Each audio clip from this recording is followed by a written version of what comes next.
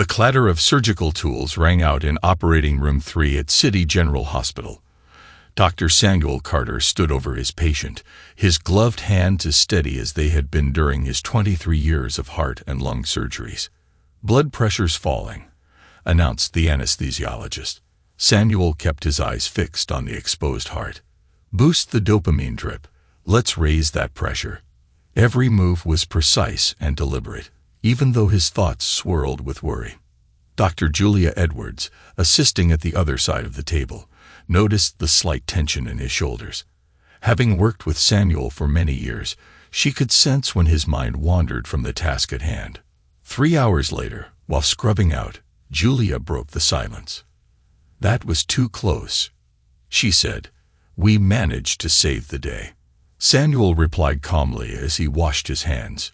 "Your hands were as steady as ever, Julia, but I could tell your mind was somewhere else."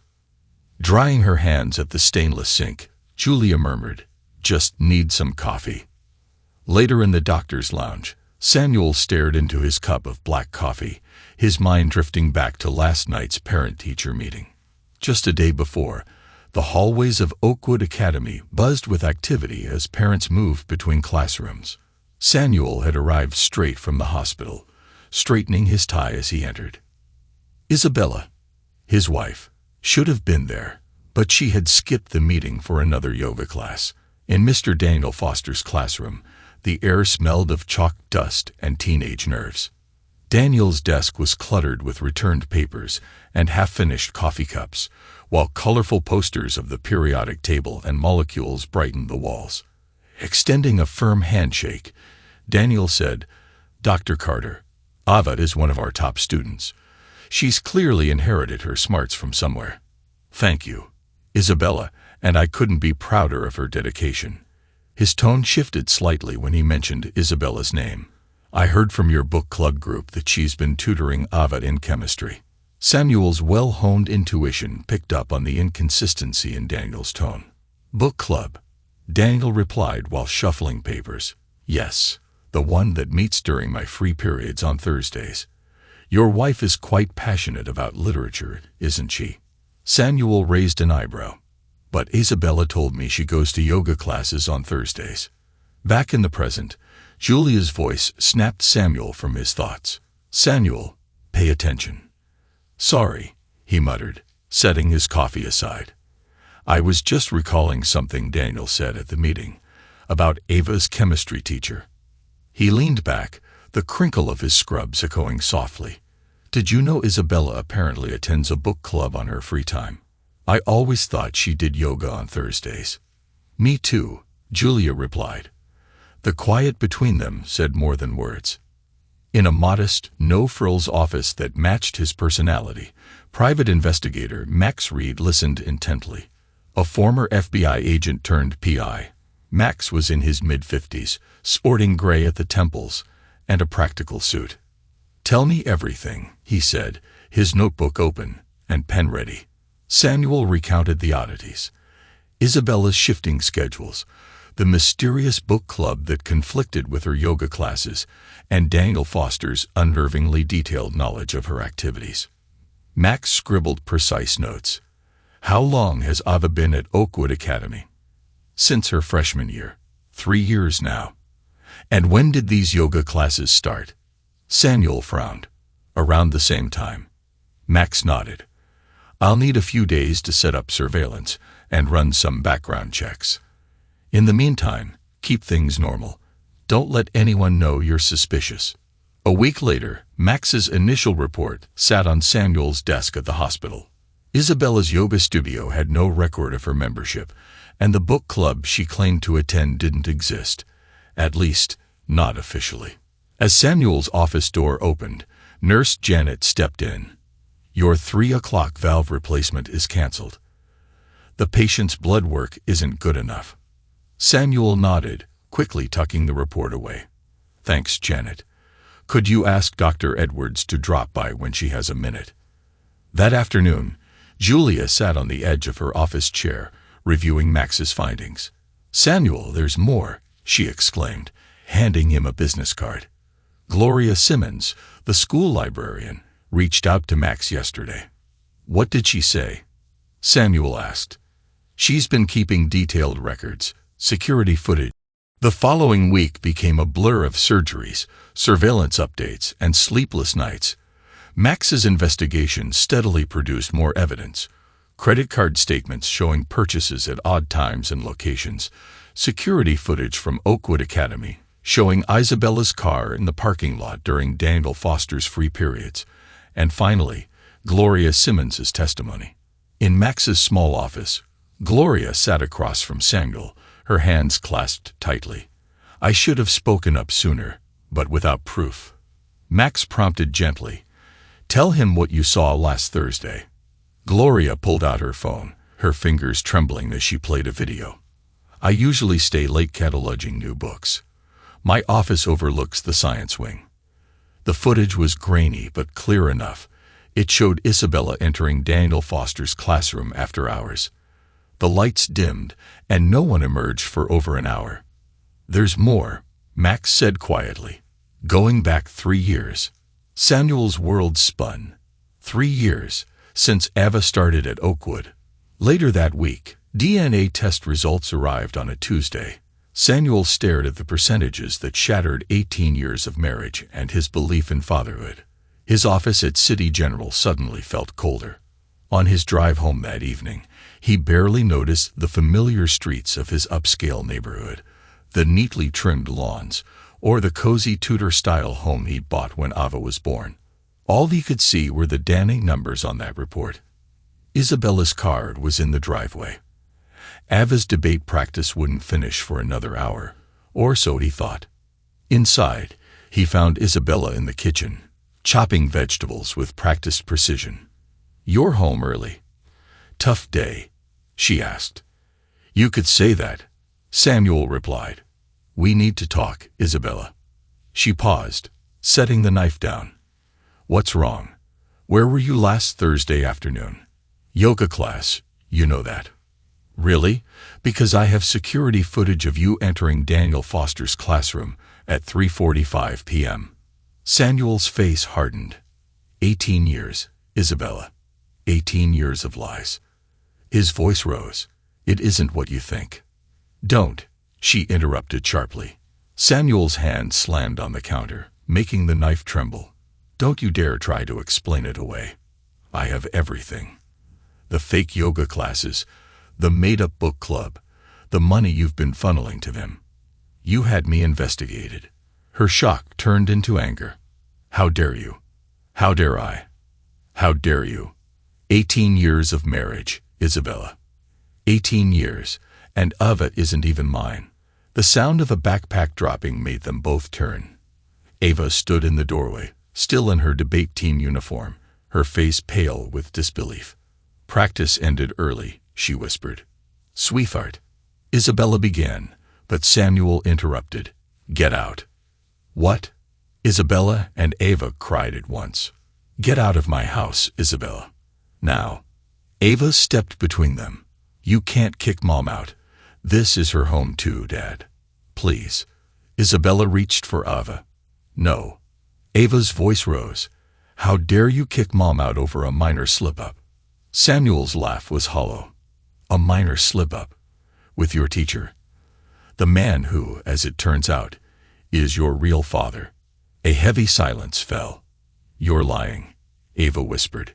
Samuel went to his office, retrieved the DNA results, and returned. He handed them to Ava with clinical precision. I'm a doctor, Ava. These numbers don't lie. Tears streamed down Ava's face as she read. This can't be true. Ask Mom. Isabella's silence was enough.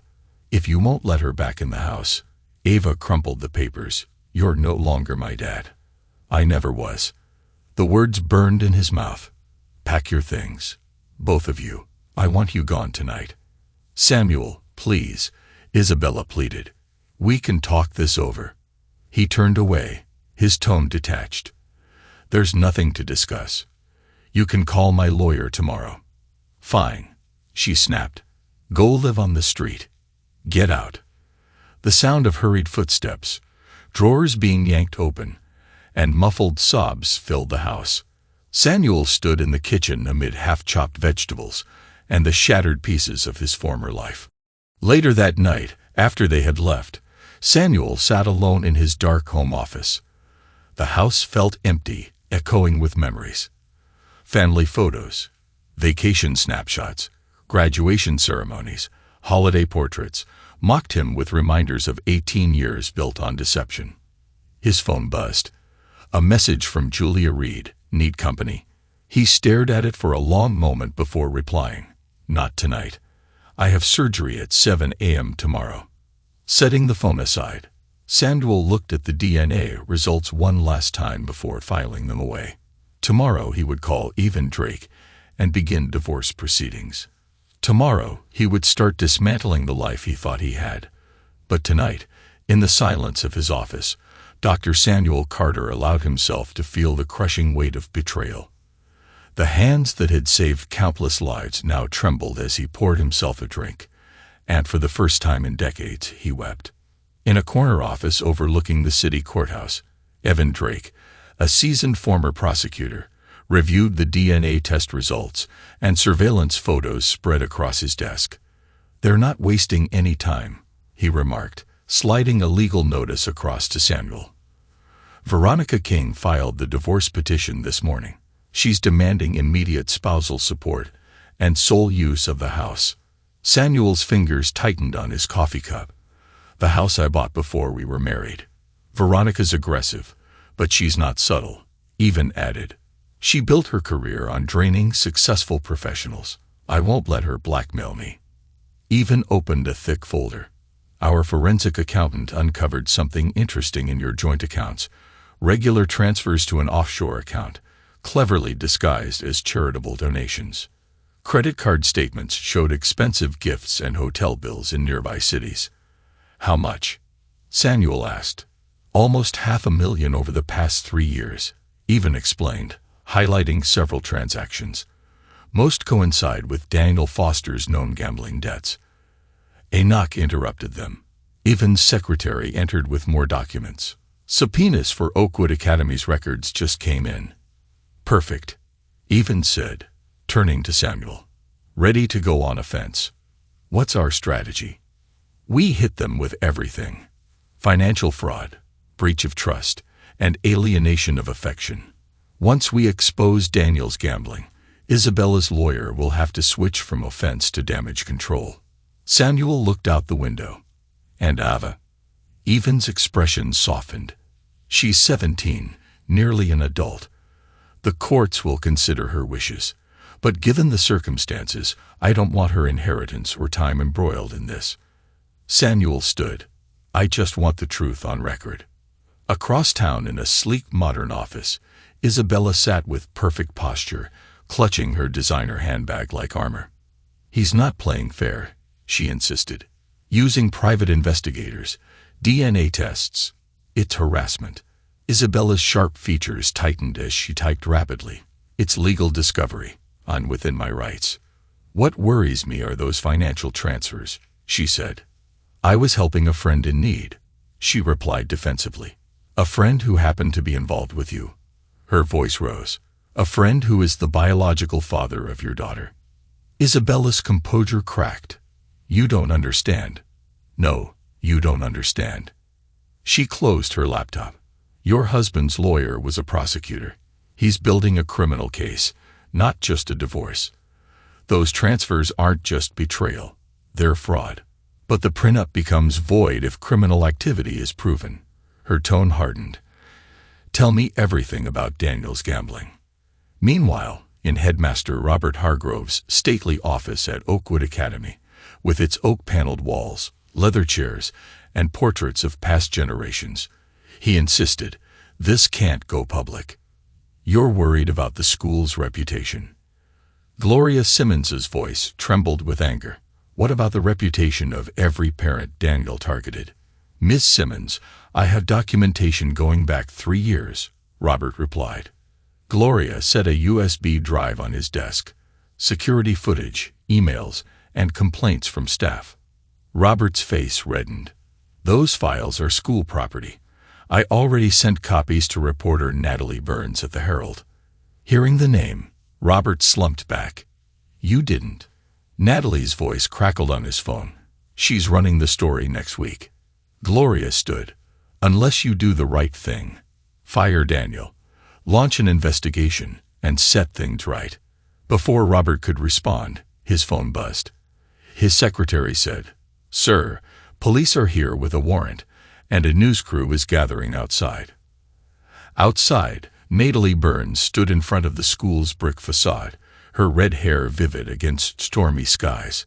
Her cameraman adjusted his shot as she reviewed her notes. Oakwood Academy, the prestigious school educating the city's elite for over a century, now faced explosive allegations, inappropriate relationships between a teacher and parents, along with financial irregularities totaling hundreds of thousands of dollars. Parents gathered at the edges, recording whispers on their phones.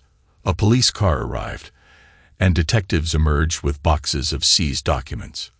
Inside, Daniel Foster sat in his chemistry lab for the last time, watching through the window as his career unraveled. His phone buzzed with a text from Isabella. They know about all the money. His hand shook as he opened a desk drawer, pulling out a resignation letter he had prepared weeks ago. Too late now, he thought. The police would soon uncover his gambling debts, loans, and threats from bookies. And Isabella, she would tell them everything to save herself. The lab door swung open as Detective Sarah Chin entered, her badge gleaming. Mr. Foster, we need to discuss some of these financial transactions. In the library, Gloria Simmons watched the unfolding drama while copying more files. One by one, staff members began to come forward. The school counselor with concerned student notes, the janitor with after-hours access logs, and the business office with suspicious expense reports. A junior reporter from the Herald approached Gloria. How long have you been documenting these events? Since the first red flag, Gloria replied, glancing at the growing crowd outside. Sometimes doing the right thing means tearing everything down to build it back up. In a modest two-bedroom apartment that felt more like a prison, Isabella's life had crumbled. With no housekeeper, no garden service, and no country club membership. Just plain walls and cheap furniture. She confided in Ava, who sat curled on an old couch. We can't keep living like this, Isabella told her daughter. Your father is destroying us. Ava's tone was bitter. He isn't even my real father. You made sure of that. Don't talk to me like that, Isabella snapped, pacing the cramped living room. Everything I did was for us, and now he's trying to ruin everything. My reputation, my future, your future. What about Daniel? Ava asked. Isabella hesitated. Daniel has his own issues. You mean his gambling debts, the ones you covered with his money? Ava spun to face her mother. How did you know? It's all over the school. Isabella stood, her face flushed with anger. Everyone knows. Do you have any idea what it's like there now? Your teacher, your biological father, was involved with parents and misused funds. It wasn't misused. It was. Stop lying. Ava interrupted, snatching her phone. At least Samuel told me the truth, even when it hurt. Isabella's expression hardened. Truth. You want truth. Fine. He's trying to ruin us, so we'll ruin him first. She pulled out a notebook. I've kept records of every patient he's lost, every surgical complication. By the time I'm done, no one will trust him with even a simple procedure. Ava's voice shook. You're talking about wrecking his career. People could die if they're afraid to let him operate. He should have thought of that before he cast us aside. Before he discovered your lies, you mean? Isabella ignored her daughter's protest, already typing furiously on her laptop. I've contacted every state medical board. Anonymous complaints about drinking before surgery, overprescribing medications, and misconduct with staff. None of it is true. It doesn't have to be. It just has to create enough doubt. At City General Hospital, Samuel sat in the office of Chief of Surgery Dr. Calvin Morris, surrounded by colleagues. Julia read through the latest batch of complaints. This is absurd. she said. "Everyone knows you're our most careful surgeon. You wouldn't even take aspirin on call." Dr. Morris, a commanding presence, nodded. "Our lawyers are preparing responses. Every case you're cited has complete documentation proving that our standard of care was not only met, but exceeded." Samuel gestured toward his noticeably lighter surgery schedule. "Patients are now choosing other surgeons, even among our regulars." Julia set the complaint files aside. "But the staff stands behind you. Every nurse, tech, and resident is ready to sign statements in your favor." Attorney James O'Neill, City General's lead counsel, then entered with a thick stack of papers. "We have enough for a defamation suit, multiple counts, provable damages, and clear malicious intent." "Do it," Samuel said quietly. Dr. Morris warned. "No settlements, no deals. It'll be messy and public." "Everything's already public," Samuel replied. "I've lost my wife, my daughter, and my home. I won't lose my integrity too." That night, Samuel sat in his office, reviewing surgical notes for the few remaining cases. His phone buzzed with a text from an unknown number. "It's Ava. Mom's lost it. She's going to destroy everything you've built, unless you give her what she wants." "I'm sorry," Samuel whispered, staring at the message before deleting it. Through the window, he saw the hospital chapel where he had prayed the day Ava was born, the day he vowed to always protect and love her. Some promises, he realized, were broken long before they were made. The next morning, Isabella received a letter from Samuel's lawyers, not a plea for compromise, but a notice of a defamation suit backed by City General Hospital. As she read the detailed documentation dismantling every false complaint, her phone buzzed with news that shattered her remaining plans. Daniel Foster had struck a deal with prosecutors. He would testify about everything.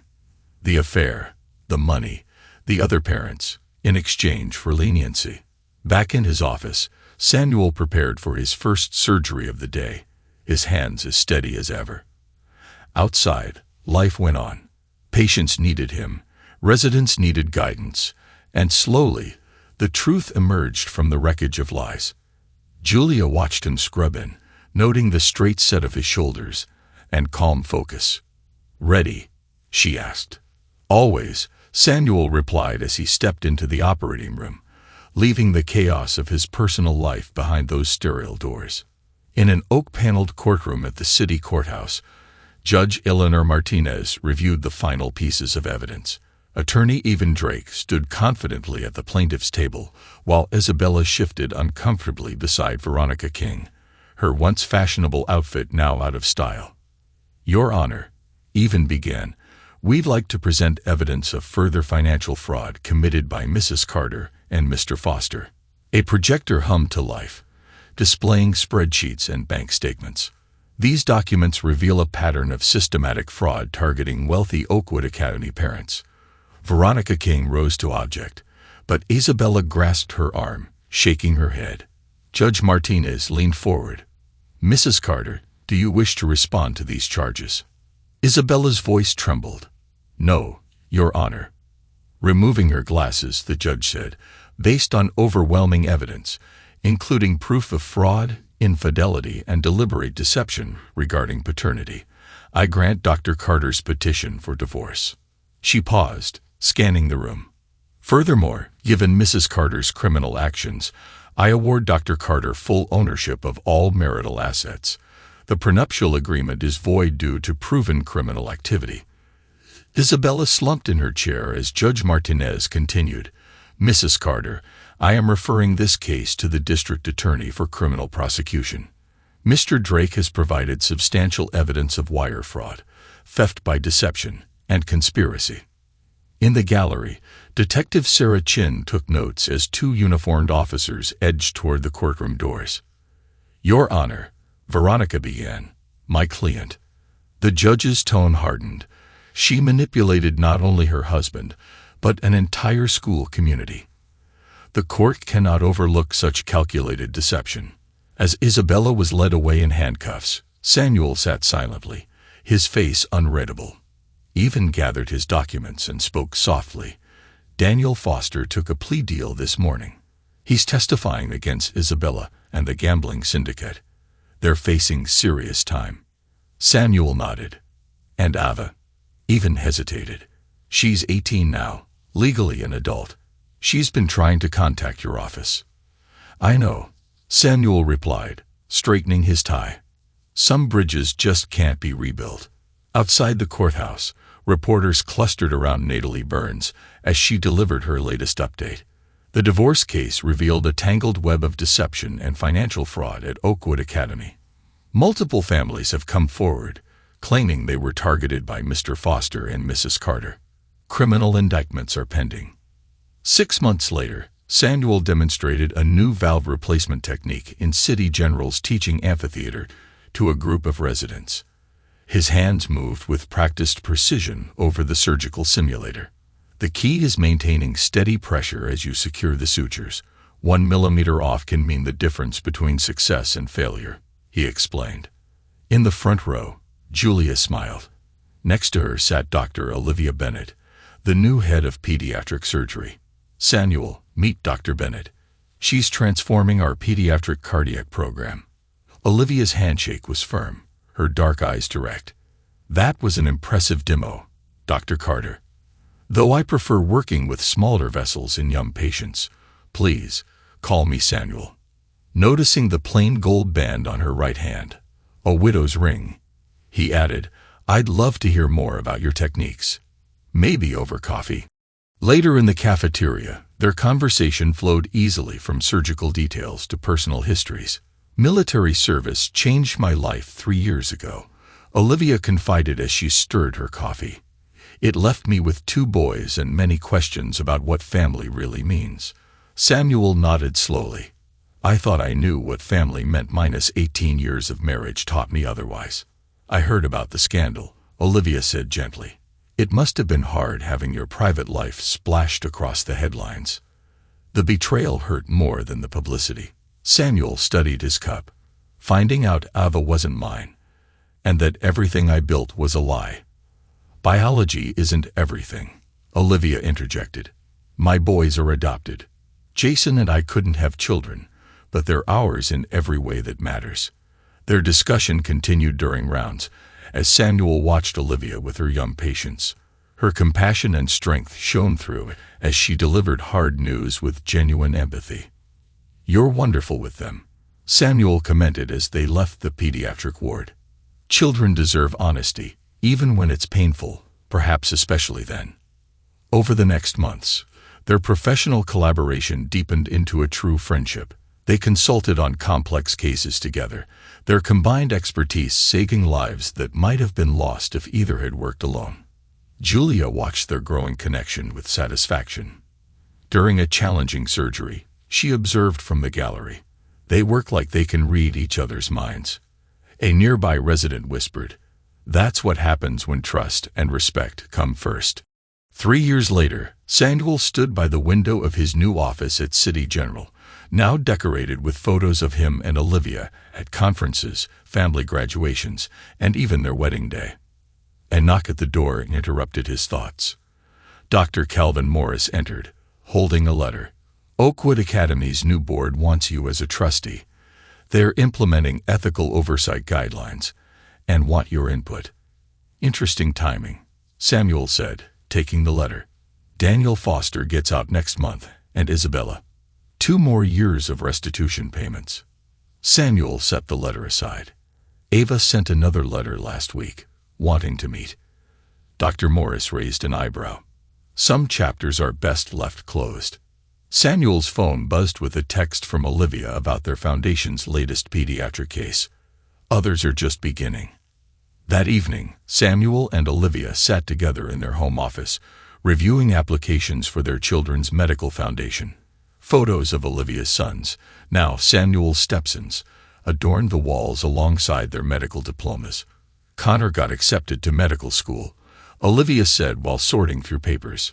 He wants to be a heart surgeon, like his stepdad. Samuel smiled. As long as he knows it's his choice, no expectations, unlike some people we know. Her tone softened. I got a letter from Oakwood Academy today. They need help preventing future scandals. Are you going to accept? Samuel considered the question. Maybe it's time. Use what happened to protect others. You're not the man who lost everything 3 years ago, Olivia observed. You're stronger. We're stronger, he corrected. This foundation, our family, our work, they're all built on truth this time. The next morning, Samuel sat down to write his response to Oakwood Academy. Through his office window, he could see the hospital chapel where he once prayed over a daughter he thought was his. Now he said a different kind of prayer, one of gratitude for second chances and genuine love. As he finished the letter accepting the trustee position, his phone rang. Another emergency case, another life to save. He grabbed his coat and headed to the operating room, where Olivia was already scrubbing in. Together, they worked seamlessly. In that hour, personal turmoil faded away. There was only work, healing, and the truth of what his skilled hands could accomplish. And for now, that was enough. Epilogue. 10 years later, an autumn breeze scattered leaves across the grounds of City General Hospital's new pediatric wing. A brass plaque beside the entrance read, "The Carter Bennett Children's Cardiac Center." Inside, Dr. Samuel Carter, now 58, stood before a gathered crowd at the center's 10th anniversary celebration. His silver hair caught the light, a testament to a long, hard-fought journey. This foundation was born from the belief that every broken heart deserves a chance to heal, whether physically or emotionally. In the front row, Dr. Olivia Bennett squeezed his hand. Their years together had deepened a connection that began in those dark days after his divorce. Their sons, now accomplished doctors, sat nearby. Connor, who had followed Samuel into heart surgery, and Marcus, who had chosen pediatric oncology. Standing before the crowd, Samuel continued, "We've treated over 10,000 children who couldn't afford specialized cardiac care. But today, I want to share a different story, one about healing in every sense." The room quieted as Samuel pulled out a weathered envelope. "A few months ago, I received this letter from the Rockland Women's Correctional Facility. It was from my ex-wife, Isabella." A murmur ran through the audience. Even after a decade, the scandal still echoed. The letter had arrived on a Tuesday morning. "Dear Samuel, I write to you from my prison cell, where I've spent the last 7 years reflecting on the enormity of my betrayal. The doctors say my cancer is terminal. 3, maybe 4 months left. Before I go, I must tell you the truth. The money we misappropriated from Oakwood parents didn't only cover Daniel Foster's gambling debts. We were running an elaborate investment scam, preying on wealthy families through their children's education. Daniel would target vulnerable mothers at parent-teacher meetings, and I would befriend them at school events. We ruined lives, Samuel, not just yours. I learned that Daniel committed suicide in his cell last year. He couldn't bear the guilt. I've provided the FBI with every detail about our scams. Some of the stolen money may still be recovered. Ava visits me sometimes. She's changed, harder, more cynical. The trust fund you set up for her education remains untouched. She says she doesn't deserve it. Your kindness in continuing to support her, despite everything, shames me more than my prison sentence ever could. I don't expect forgiveness. I know I don't deserve it. But I had to confess, losing you, losing the life we had, wasn't worth any sum of money or fleeting thrill. The person I was then is unrecognizable now. The nurses here speak of your foundation. They say you and Olivia are doing remarkable work. I'm glad you found happiness. It proves that love built on truth endures, while lies only poison. I'm sorry, Samuel, for everything. Isabella." Back in the present, Samuel folded the letter carefully. Isabella had passed away last month. In her final act, she had helped recover millions in stolen funds so that the victims' families could finally be made whole. In the audience, Gloria Simmons, now superintendent of Oakwood Academy, dabbed her eyes. The scandal had eventually led to her promotion and a complete overhaul of the school's policies. Under her leadership, Oakwood had become a model of ethical education. But Samuel continued, "This story isn't about revenge or retribution. It's about the choices we make after betrayal. Do we let it break us, or do we let it set us free?" Julia, now retired but as sharp as ever, smiled knowingly. She had watched Samuel rebuild his life, introduce him to Olivia, and witness their love grow from shared pain into something beautiful. "Through our foundation," Samuel declared, "we've chosen to turn pain into purpose. Every child we save, every family we help, is proof that starting over is possible." The screen behind him showed photos of children before and after surgery, families reunited, and lives transformed. Among them was a recent picture that caught everyone's attention. A young doctor in a white coat with familiar features. "My daughter, Ava," Samuel said softly. "She graduated from medical school last month and has just begun her residency in psychiatry, focusing on helping children cope with family trauma.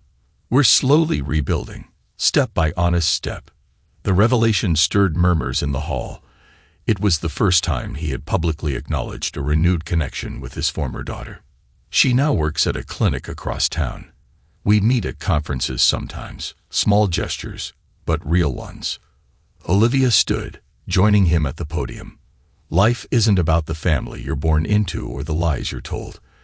It's about the truths you choose to live by." The ceremony continued, but the story was far from over. Later that evening, in their home office, Samuel and Olivia reviewed new cases while their grandchildren played in the next room. Connor's twins and Marcus's daughter filled the house with the kind of genuine laughter that only children can bring. "Did you tell them about the other letter?" Olivia asked softly. Samuel nodded, pulling out another envelope. This one was from Daniel Foster, written days before his death. It read, "Dr. Carter, by the time you read this, I'll be gone. Guilt won in the end. Prison gives you too much time to face your sins. Know that Ava was the only good thing to come from our deceptions. Though I'm her biological father, you were the one who truly cared for her. The money is hidden in offshore accounts. Isabella knows the details. Ensure it returns to the families we hurt. I'm sorry. Not that it matters now." A knock at the door interrupted them. Ava appeared in the doorway, still in her hospital scrubs. At 27, she carried a guarded professionalism born of hard lessons. "The children's group therapy program you sponsored. It's making a difference. One of my patients finally opened up today about her parents' divorce," she said. Samuel nodded, maintaining the professional distance they had established. "That's good news.